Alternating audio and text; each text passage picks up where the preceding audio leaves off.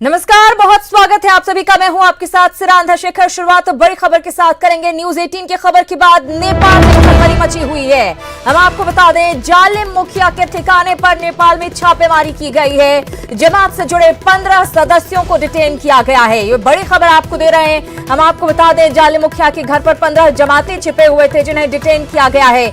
जालिम मुखिया पर दरअसल सीमा पार से कोरोना फैलाने की साजिश का आरोप लगा हुआ है। लगातार न्यूज 18 इस पर अपडेट आपको दे रहा है। बिहार में कोरोना संक्रमितों को घुसाने की साजिश जालिम मुखिया कर रहा था। इस बात का खुलासा एक चिट्ठी के जरिए हुआ है। एसएसपी ने दरअसल ये चिट्ठी जिला प्रशासन को लिखी थी और अब न्यूज 18 की खबर के बाद नेपाल में भी खलबली मची हुई है। जालिम मुखिया के ठिकाने पर नेपाल में छापेमारी की जा रही है। हम आपको बता दें कि नेपाल के परसा जिले के जगन्नाथपुर का रहने वाला है ये जालिम मुखिया और अब इसके ठिकानों पर एक्शन लिया जा रहा है, कार्रवाई की जा रही है छापेमारी की और यहां से 15 लोगों को डिटेन भी किया गया है। हम आपको बता दें कि पूरी तरह से एक साजिश रची गई थी कि किस तरीके से एक विशेष धर्म के लोगों को घुसाया जाए बिहार के भीतर। प्रभाकर कुमार बिहार संपादक हमारे साथ जुड़ गए, उनसे लेंगे ज्यादा जानकारी। प्रभाकर, अब नेपाल में भी खलबली मची हुई है न्यूज 18 की खबर के बाद। जी बिल्कुल, ये जालिम मुखिया जो है ये परसा के मेयर हैं वहाँ के और इन्होंने अपने यहाँ पे जो मजलिस है उसके लगभग 15 से 20 लोगों को पनाह दी हुई थी।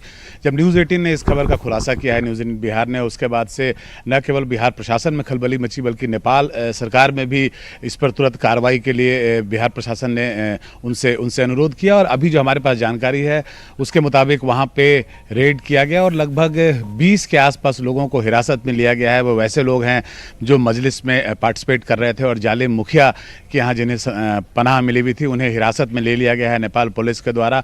जालिम मुखिया खुद पकड़े गए हैं कि नहीं पकड़ा गया है इसकी जानकारी अभी हमें नहीं मिली है, लेकिन बहुत जल्द वो जानकारी भी हमारे पास आ जाएगी। अभी हम जब बात कर रहे हैं इस समय नेपाल सरकार ने वहाँ पे रेड चल रही है, अभी रेड वहाँ पे चल रही है और हमारी टीम वहाँ मौजूद है। तो बहुत जल्द हम अपने दर्शकों को अपडेट देंगे कि नेपाल सरकार ने हमारे खबर पे क्या कार्रवाई की।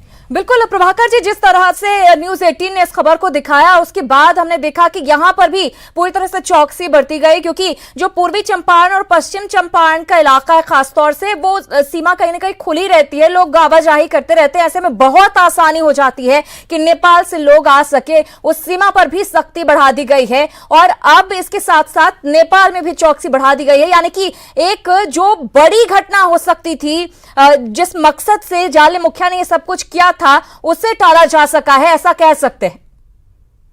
जी बिल्कुल, और उसमें बहुत अहम भूमिका निभाई है न्यूज़ 18 बिहार झारखंड ने, क्योंकि ये चिट्ठी जो है, जो चिट्ठी हम अपने दर्शकों को लगातार दिखा रहे हैं सुबह से, ये चिट्ठी सरकार के फाइलों पे और मेज़ों पे पड़ी हुई थी पहले से, लेकिन इसके ऊपर में कोई कार्रवाई नहीं हुई थी।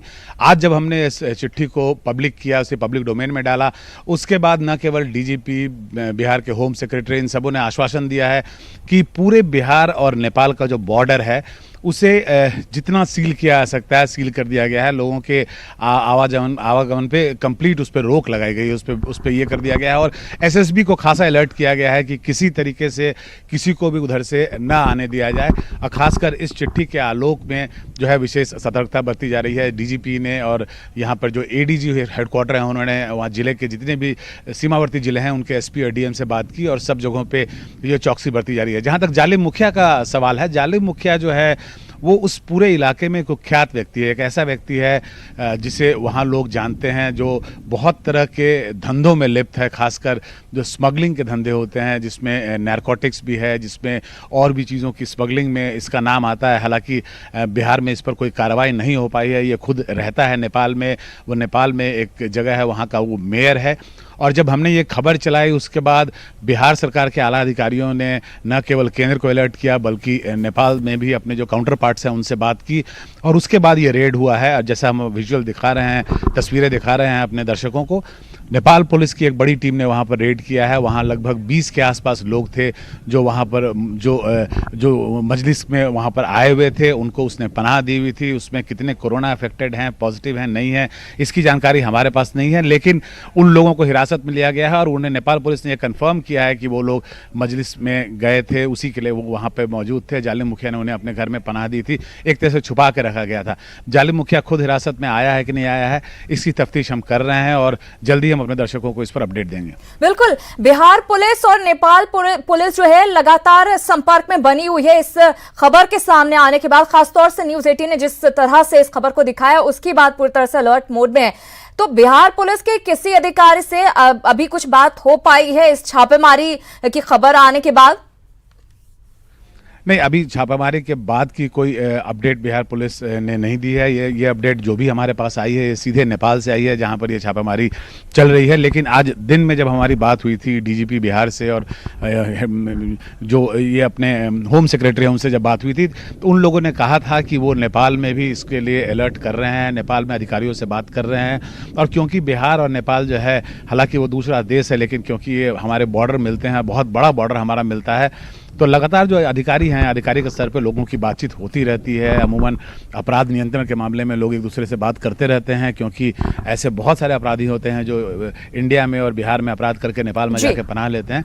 तो अमूमन ये बातचीत इन लोग ये आपस में करते रहते हैं। और उसी के क्रम में ये जब चिट्ठी की खबर जब न्यूज़ 18 ने दिखाई है, उसके बाद आज सुबह आला अधिकारियों की नेपाल में बातचीत हुई है और उसी के फलस्वरूप जो है, जो हम देख रहे हैं, जो रेड पड़ा है, जो आज जालिम मुखिया के घर पे जो प्रभाकर जी, ये जालिम मुखिया जो है, ये इसके ऊपर कई सारे मामले नेपाल में वो दर्ज हैं पहले से ही, लेकिन अब चूंकि भारत में इस तरह की संलिप्तता की बात उसकी सामने आ रही है, तो उम्मीद की जाए कि उस पर सख्त एक्शन उसके ऊपर भी लिया जाएगा नेपाल सरकार की तरफ से। जी बिल्कुल, ऐसी उम्मीद कर रहे हैं हम कि न केवल नेपाल सरकार की तरफ से बल्कि अब भारत सरकार भी इसमें जो है कड़ी कार्रवाई करेगी और इसमें जो भी कार्रवाई होगी, जो भी एक्शन होगा वो लेगा। जालिम मुखिया, जैसे मैंने आपको बताया कि वो काफ़ी सारे धंधों में लिप्त बताया जाता है कि नारकोटिक्स और स्मगलिंग का उसका बहुत बड़ा कारोबार है और वो रहता नेपाल की तरफ है। इसलिए जहाँ तक भारत की जांच एजेंसियां हैं, भारत की पुलिस है या बिहार की पुलिस है, उनके पहुंच से वो बाहर रहता है, लेकिन उसका जो धंधा है वो स्मगलिंग का काम है। वो इंटरनेशनल बॉर्डर से जो गुड्स हैं उनकी स्मगलिंग करता है, भारत में भी गुड्स पहुंचाता है, बहुत सारे सामानों को बिना टैक्स के पहुंचाता है और इधर से बहुत सारे सामान नेपाल की ओर ले जाता है। बिल्कुल, जगन्नाथपुर जो है परसा जिला का, जहां का वो रहने वाला है, क्या जगन्नाथ मुखिया का परिवार वहीं पर रहता है या फिर कहीं और रहता है? और अभी इस वक्त जालिम मुखिया कहां हो सकता है, इस बात को लेकर कोई जानकारी मिल पाई है क्या?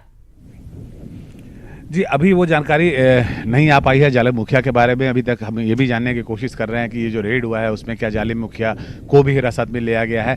इसका कंफर्मेशन अभी हमारे पास नहीं आया है। नेपाल के अधिकारियों से हमारी बातचीत हो रही है और हमारे संवाददाता वहाँ मौजूद हैं, तो बहुत जल्द हम ये बताने की स्थिति में होंगे कि क्या जालिम मुखिया को भी गिरफ्तार कर लिया गया है। लेकिन जिस चीज़ की कंफर्मेशन हमारे पास आ चुकी है वो ये है कि उसके घर से 20 के आसपास जो है मजलिस में शामिल लोगों को हिरासत में लिया गया है। वो सारे वो लोग थे जो मजलिस के लिए जुटे थे और एक साथ उसके घर में पनाह लिए। हम अपडेट का इंतजार करेंगे। प्रभाकर जी, बहुत धन्यवाद हमारे साथ जुड़ने के लिए और इस तमाम जानकारी के लिए। लगातार तस्वीरें भी आपको दिखा रहे थे कि किस तरीके से जालिम मुखिया के घर पर छापेमारी के बाद 20 लोगों को हिरासत में लिया गया, डिटेन किया गया है। अब पता लगाने की कोशिश की जा रही है कि क्या जालिम मुखिया गिरफ्त में आया है या नहीं, या फिर कहां वो हो सकता है, कब उसको गिरफ्तार किया जा सकता है और क्या कुछ कार्रवाई होती है, इस बात का इंतजार है।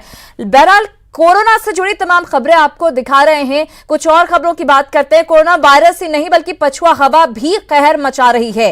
कोचस थाना के ओझवलिया गांव में ट्रैक्टर की चिंगारी से गेहूं के खेत में आग लग गई। भीषण आग की चपेट में आने से भूसा बनाने वाली रीपर मशीन और ट्रैक्टर यहां पर जल गए। हार्वेस्टर से गेहूं की कटाई के बाद रीपर मशीन से भूसा बनाया जा रहा था। तस्वीरें आप देखिए किस तरीके से यह आग यहां पर फैली है। पूरी तरह से पूरा जो इलाका भूसा बनाने का काम यहां पर चल रहा था, बहुत ही तेजी के साथ आग फैली। ट्रैक्टर से निकली चिंगारी से गेहूं के डंठल में पहले आग लगी और दमकल की टीम ने हालांकि इस आग पर कड़ी मशक्कत के बाद काबू पा लिया है, लेकिन काफी मुश्किल से इस आग पर काबू पाया जा सका है। सासाराम की तस्वीरें आपको दिखा रहे हैं। आप देख सकते हैं पछुआ हवा जब से चलनी शुरू हुई है, मौसम भी थोड़ा सा गर्म हो गया है और उसके बाद लगातार छोटी छोटी भी चिंगारी होती है, वो बड़ा जो है रूप अख्तियार कर लेती है। और कुछ ऐसा ही सासाराम में देखने को मिला है जहां भूसा बनाने का काम चल रहा था और इसी दौरान एक जो डंठल था, फसल की डंठल थी, उसमें आग लगी। अजीत हमारे साथ जुड़ गए, उनसे लेंगे ज्यादा जानकारी। अजीत, आपसे जानना चाहूंगी आखिर किस तरह से ये आग यहाँ पर लगी है और अब क्या पूरी तरह से आग पर काबू पा लिया गया है? जी हाँ, दमकल की गाड़ी जब पहुंची तब जाकर आग पर काबू पाया। और अब तस्वीरों में जो देख रहे हैं धू कर जल रहा है, वो गेहूं के डंठल है। जब हार्वेस्टर से गेहूं की कटाई होती है तो ऊपर से गेहूं का जो दाना होता है उसे काट लिया जाता है और जो डंठल बच जाते हैं उसे रिवर मशीन से उसका भूसा तैयार होता है। उसमें ट्रैक्टर भी लगा होता है और जो ट्रैक्टर से रिवर मशीन के माध्यम से जब भूसा तैयार किया जा रहा था, भूसा काटा जा रहा था, उसी दौरान निकले चिंगारी ने ये कहर बरपाया है। और उसके बाद खेत में लगे जो डंठल थे उसमें आग लग गई है, धू कर जलना शुरू हुआ है। ग्रामीण अपने स्तर से कोशिश किए कि इस आग पर काबू पाया जाए, लेकिन जब स्थिति नियंत्रण से बाहर होने लगी तो दमकल की गाड़ी वहां पहुंची और किसी तरह आग पर काबू पाई। लेकिन तब तक वो जो ट्रैक्टर था और रिवर मशीन था जिससे भूसा निकाला जाता है वो भी जलकर राख हो गया। और जो लगभग 5 बीघे में लगा हुआ डंठल जो था वो राख हो गया। बिल्कुल, कहीं न कहीं बड़ा नुकसान यहाँ पर लोगों का हुआ है। बहुत धन्यवाद इस जानकारी के लिए अजीत। तो आग लगने की घटना लगातार सामने आ रही है। बिहार शरीफ बाजार समिति में आज भीषण आग लग गई। फल की दुकान से फैली आग ने देखते ही देखते करीब 10 दुकानों को अपनी चपेट में ले लिया। सूचना मिलने के बाद पहुंची दमकल की टीम ने इस आग पर काबू पाया। आग कैसे लगी ये अभी साफ नहीं हो पाया है। तो बिहार शरीफ में आग लगने की एक घटना सामने आई है। एक दुकान में आग लगी थी और काफी तेजी के साथ ये आग फैल गई। तो तस्वीरें आपको दिखा रहे हैं, आप देख सकते हैं किस तरह से बाजार समिति में आग लगने की घटना सामने आई है। बिहार शरीफ की तस्वीरें, फल दुकान में दरअसल आग लगी थी और काफी तेजी के साथ ये आग फैलने लगी। आप देखिए 10 दुकानों को लगभग इस आग ने अपनी चपेट में ले लिया। सूचना देने के बाद दमकल की टीम भी यहाँ पर पहुंची और काफी मशक्कतों के बाद यहाँ पर आग पर काबू पाया जा सका है। आग कैसे लगी यहाँ पर यह साफ नहीं हो पाया है। उधर नवादा के नारदीगंज थाना क्षेत्र के दलेलपुर गांव में अचानक खलिहान में आग लग गई। इस घटना में 5 किसानों के 800 बोझा गेहूं जलकर राख हो गया। ग्रामीणों और दमकल विभाग के कर्मियों के सहयोग से आग पर काबू पाया जा सका। जब तक आग पर काबू पाया गया तब तक काफी नुकसान हो चुका था। आग कैसे लगी ये अभी नहीं बताया जा पा रहा है, ये अभी समझ में नहीं आ पा रहा है, लेकिन तस्वीरें आप देखिए काफी नुकसान इस आग की वजह से हुआ है। नवादा की तस्वीरें, नारदीगंज थाना क्षेत्र के दलेलपुर गांव में खलिहान में आग लगी। और देखते देखते आग ने भयावह रूप अख्तियार कर लिया। तस्वीर आप देख सकते हैं, 800 बोझा गेहूं यहां पर रखा हुआ था जो पूरी तरह से जलकर राख हो गया। 5 किसानों के गेहूं थे। ग्रामीण और दमकल विभाग की टीम ने बहुत ही मुश्किल के बाद इस आग पर काबू पाया। उधर मोतिहारी के ठाता थाना के परसा गांव में आग ने 12 परिवारों का आशियाना छीन लिया और लाखों की संपत्ति खाक कर दी। फायर ब्रिगेड की गाड़ी ने मौके पर पहुंचकर आग पर काबू पाया, वरना आग और विकराल रूप धारण कर सकती थी। आग लगने की वजहों का खुलासा यहां पर भी नहीं हो पाया है, लेकिन जिस तरह से मौसम बदला है और पछुआ हवा चल रही है, आशंका जताई जा रही है कि इसी वजह से आग लगी होगी।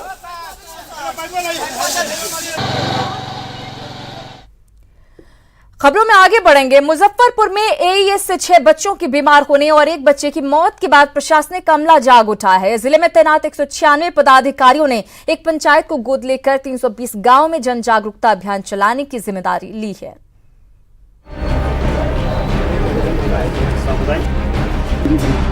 एक लाइन एड्रेस नहीं किया, कुछ लोगों को समझ में आया, क्यों नहीं बोले, अंदर से पीड़ित थे। मुजफ्फरपुर में एईएस की बीमारी से 6 बच्चों के बीमार होने और एक बच्चे की मौत होने के बाद जिला प्रशासन की नींद उड़ गई है। और आप देख सकते हैं कि न्यूज 18 पर खबर दिखाए जाने के बाद प्रशासन गांव की ओर निकल पड़ा है। योजना बहुत अच्छी है। पूरे 196 पदाधिकारी इस जिले में हैं और तमाम पदाधिकारियों ने एक एक पंचायत को गोद ले लिया है। और अभी हम उस पंचायत में हैं जिसे यहाँ के जिलाधिकारी डॉक्टर चंद्रशेखर सिंह ने गोद लिया है। और आप देख सकते हैं कि डीएम यहाँ लोगों को जन जागरूकता के लिए खुद पहुंचे। जिले का गोद लिया है और हम लोग ये कार्यक्रम शुरू किए हैं कि प्रत्येक सप्ताह हम सभी लोग इस प्रकार के किसी न किसी गांव में जाएंगे और लोगों के साथ चर्चा करेंगे। प्रशासन की इस पहल का लोग खुले दिल से स्वागत कर रहे हैं। बच्चे को धूप में नहीं निकलने देना है, रात में खाना खाकर ही बच्चे को सुलाए खिला करके, और जूठे या गिरे हुए फल को नहीं खाने दे। अगर उनको यह महसूस हो कि हाँ बच्चे के शरीर में कुछ ऐसा कंपन या ऐंठन हो गया है तो ORS से घोल पिलाया जाए। अगर नहीं है तो घर में नींबू, नमक और चीनी का घोल दिया जाए और तुरंत अपने जो नज़दीकी है आशा कार्यकर्ता हो या आंगनवाड़ी कार्यकर्ता सेविका हो उनको सूचना दिया जाए। बच्चे को रात में भरपेट खिला के सुलाना चाहिए, मीठा कुछ खिला के सुलाना चाहिए, और जब माने ऐठन हो तो उसे सूती कपड़ा से पोंछ के माने रखना चाहिए, खुली हवा में रखना चाहिए, झाड़ फूक के चक्कर में नहीं रहना चाहिए, स्वास्थ्य केंद्र ले जाना चाहिए। लोग भी इस बात से प्रभावित हो रहे हैं। डीएम ने जो अभियान शुरू किया है उसका असर भी दिख रहा है कि लोग इस बात को समझ गए हैं कि बच्चों को चमकी बुखार की बीमारी से बचाने के लिए क्या कुछ उपाय करने हैं। सुधीर कुमार, न्यूज़ 18, मुजफ्फरपुर। तो इस बार जो है प्रशासन पूरी तरह से मुस्तैद है कि AES या चमकी बुखार से बच्चों की मौत यहां पर ना हो। बहरहाल बड़ी खबर आपको दे दें, कोरोना से जुड़ी हुई खबरें अब देख लेते हैं। कोरोना संकट में छपरा से ये बड़ी खबर आ रही है। अस्पताल के आइसोलेशन वार्ड में चोरी की घटना सामने आई है। यहां पर विदेशी नागरिक का लैपटॉप और मोबाइल फोन चोरी कर लिया गया है। फिलहाल पुलिस मामले की छानबीन में जुटी हुई है। हंगरी का रहने वाला बताया जा रहा है विदेशी नागरिक। तो ये बड़ी खबर आपको दे रहे हैं छपरा से, जहां पर कोरोना संकट के बीच भी इस तरह की घटनाएं सामने आ रही हैं जो कि आश्चर्यजनक है। अस्पताल के आइसोलेशन वार्ड में चोरी की घटना सामने आई है। विदेशी नागरिक का लैपटॉप और मोबाइल फोन यहां चोरी कर लिया गया है। हम आपको बता दें कि हंगरी का रहने वाला ये शख्स बताया जा रहा है जिसका मोबाइल फोन और लैपटॉप चोरी किया गया। फिलहाल पुलिस मामले की छानबीन में जुटी हुई है। सामान गायब हो गया है तो उसके लिए हम लोग थाना को बोले, थाना भी आया है, जो इंस्पेक्टर हैं इंचार्ज। CCTV का फुटेज उन लोगों ने लिया है और वो लोग तहकीकात में लग गए हैं। संतोष हमारे साथ जुड़ गए हैं ज्यादा जानकारी के साथ। संतोष, पहली बात तो ये कि इस मुश्किल घड़ी में भी चोर अपनी हरकतों से बाज नहीं आ रहे, और दूसरी बात ये कि अस्पताल में इस तरह की चोरी की घटना आखिर कैसे अंजाम दी जाती है? जी बिल्कुल, कहीं ना कहीं बहुत बड़ा ये लापरवाही कहा जाएगा स्वास्थ्य विभाग का, क्योंकि सबसे अहम बात यह है कि वो आइसोलेशन वार्ड है जिसमें कोरोना संक्रमितों को रखा जाता है, और ये शक के आधार पर इन्हें रखा गया था। हालांकि इनमें अभी तक कोरोना के संक्रमण की पुष्टि नहीं हुई है। जांच जो हुआ था, एक जांच हुआ है, उसमें ये निगेटिव पाई गए हैं, लेकिन फिर भी एहतियातन चूंकि ये विदेश से आए हैं तो इनको एहतियातन आइसोलेशन वार्ड में रखा गया है। इनका लैपटॉप, मोबाइल वगैरह लेकर के ये सोए हुए थे। रात में 2 बजे के आसपास CCTV कैमरे में एक संदिग्ध का चेहरा कैप्चर हुआ है, जो रात में इनके मोबाइल, लैपटॉप और पासपोर्ट और इनका वीजा लेकर के आराम से निकल गया। वहां पे चूंकि सिक्योरिटी गार्ड भी होते हैं अस्पताल में, कोई सुरक्षाकर्मी वहां मौजूद नहीं था और ये एक बड़ी घटना को अंजाम दिया गया है। चूंकि ऐसा भी हो सकता है कि उस आइसोलेशन वार्ड में कोई अगर संक्रमित व्यक्ति रहता तो उस संक्रमण को लेकर के भी चोर बाहर जा सकता था, वो संक्रमण बाहर आ सकता था वहां से। तो एक बहुत बड़ी लापरवाही, बड़ी लापरवाही से कहा जा सकता है कि ऐसे आइसोलेशन वार्ड में इस तरह की घटना को अगर अंजाम दिया जाता है। संतोष, बहुत धन्यवाद इस जानकारी के लिए। इधर कोरोना संक्रमण के कारण जारी लॉकडाउन के बीच सबसे ज्यादा कहर उन लोगों पर टूटा है जो रोज कमाकर अपना पेट पालते हैं। पटना में करीब 10,000 ऐसे ऑटो चालक हैं जो लॉकडाउन की वजह से भुखमरी की कगार पर पहुंच गए हैं। ऐसे कुछ ऑटो चालकों से बात की हमारे संवाददाता संजय कुमार ने। कोरोना संक्रमण के कारण पिछले कई दिनों से पूरे बिहार की तरह राजधानी पटना में भी लॉकडाउन की स्थिति है। इसका सबसे ज्यादा असर उन लोगों पर हुआ है जो रोज कमाते और रोज खाते हैं। हम बात कर रहे हैं पटना के 25,000 ऑटो चालकों की, और ये एक तस्वीर देखिए आप, ये पटना जंक्शन के पास ऑटो पड़ाव की है और यहाँ पर सारे ऑटो किस तरीके से बंद हैं और उनके जो चालक हैं वो अपने ऑटो के साथ खड़े हैं। ये ऐसे लोग हैं जो दिन रात ऑटो चलाते हैं और उसके बाद अपने पेट तो भरते ही अपने परिवार का भी जीविकोपार्जन करते हैं। हम लोग सरकार के साथ में, पूरे देश के साथ में है। जो बीमारी है उसके लिए हम लोग जो है प्रतिबद्ध हैं, लेकिन हमारे साथ जो मजबूरी है उसको आज कोई प्रशासन देखने के लिए तैयार नहीं। पूरी परिवार के साथ है, 5, 6, 10 लोग तक है एक ऑटो वाले के पास में, और सब भूखमरी के कगार पर हैं। ये कैसे लॉकडाउन सफल होगा बिना जो है भूख का इंतजाम किया? हम लोग कैसे जो अपने घरों में अब लोगों ने समर्थन किया भूखे पेट रह करके, लेकिन सरकार ये कोरोना के नाम पर इन टेम्पो चालकों, गरीबों लोगों को जो पेट में बीमारी से तो बाद में, लेकिन भूख से अधिकतर लोग को मरने की संभावना है। सवाल यही है कि ये दर्द और जो पीड़ा है इसकी अनुभूति कौन करेगा? शायद प्रशासन में बैठे लोग, सरकार में बैठे लोग, लेकिन कब तक? सवाल ये न्यूज़ 18 उठा रहा है और ये गुजारिश होगी प्रशासन और सरकार में बैठे लोगों को कि आखिरकार आप ऐसे लोगों के लिए कुछ कीजिए, क्योंकि ये जो पीड़ा है वाकई में दहलाने वाली है। कैमरा पर्सन सुबोध के साथ संजय कुमार, न्यूज़ 18 पटना। तो बड़ी संख्या उन लोगों की है जिनके सामने भुखमरी की समस्या पैदा हो गई है। प्रशासन कोशिशें कर रहा है, लेकिन वो कोशिश कहीं न कहीं नाकाफी साबित हो रही है। इधर कोरोना वायरस के संक्रमण को रोकने के लिए पुलिस सख्ती बरत रही है। छपरा की सब्जी मंडी पहुंची पुलिस ने दुकानदारों की सब्जियों को सड़क पर बिखेर दिया। पुलिस की इस कार्रवाई का वीडियो सोशल मीडिया पर वायरल हुआ है। न्यूज़ 18 इस वायरल वीडियो की पुष्टि नहीं करता है। तो तस्वीरें आपको दिखा रहे हैं, पुलिस सख्ती बरत रही है, लेकिन ये तस्वीरें आप देखिए किस तरह से सब्जी को पूरी तरह से सड़क पर बिखेर दिया गया है। हालांकि न्यूज़ 18 इस वायरल वीडियो की पुष्टि नहीं करता है। इसी के साथ इस बुलेटिन में इतना ही, लेकिन न्यूज़ 18 बिहार झारखंड पर खबरों का सिलसिला लगातार जारी है।